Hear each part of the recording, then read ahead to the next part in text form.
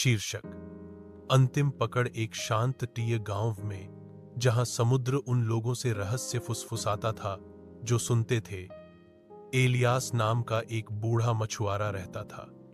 उसके हाथ बहते हुए लकड़ी की तरह खुरदरे थे और उसके चेहरे पर 1000 सूर्योदय की रेखाएं थीं। पिछले 50 वर्षों से वह इन पानी में मछली पकड़ता था, हमेशा अपने परिवार को खिलाने और गांव के साथ व्यापार करने के लिए पर्याप्त लेकर लौटता था। लेकिन समय बदल गया था। मछली दुर्लभ हो गई थी।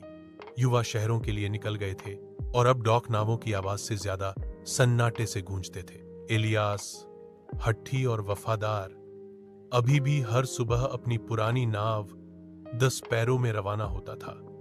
एक सुबह आकाश ग्रे था, लहरें बेचैन थीं।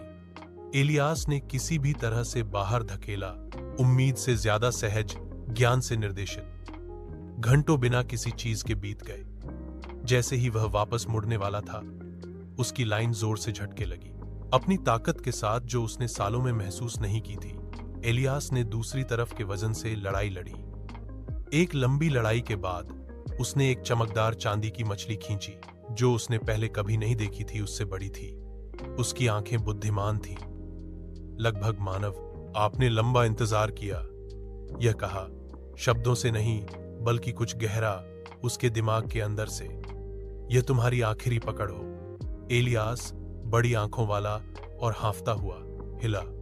उसने मछली को वापस समुद्र में छोड़ दिया। उस रात हवाएं शांत हो गईं।